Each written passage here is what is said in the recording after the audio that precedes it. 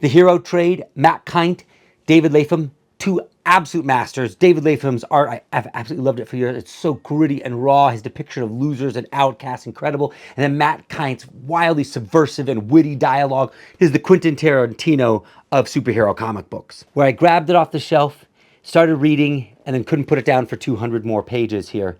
This is the tale of a world where there are superheroes, but they are being stolen, kidnapped, and abducted, and their body parts cut up into pieces and sold off.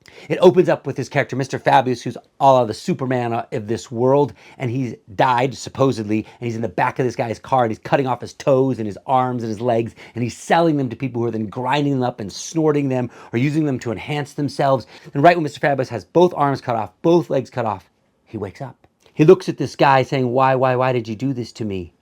And he shuts the door on him. It is broken down into small anthology-like stories that are disconnected from each other in their narrative, but in their world and setting that they're in. This is a great one where a man's wife has died only to come to learn that she was always a superhero and kept it from him. The teeth from Mr. Fabulous have been ground down and used as cocaine and sold around. There are those who are touched by the superhero power and then have to pay for it later with the ultimate consequence. There is a disease that is affecting machines and people are falling in love with their toasters or other pieces of equipment. There's an organization that's trying to stop the sale of superhero body parts and all the criminality surrounding it. There are two stories in here that tell different points of view of the same event that flip them both on their head.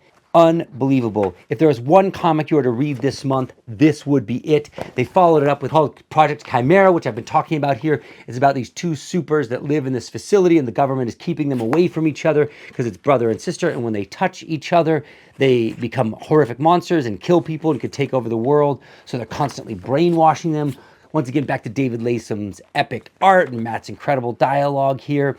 And ultimately, there are two people that are working inside of the organization that are falling in love, but they're actually going to betray each other to try and free these kids, and they betray each other. Layers upon layers upon layers, with just fantastic art. You need to be reading this series.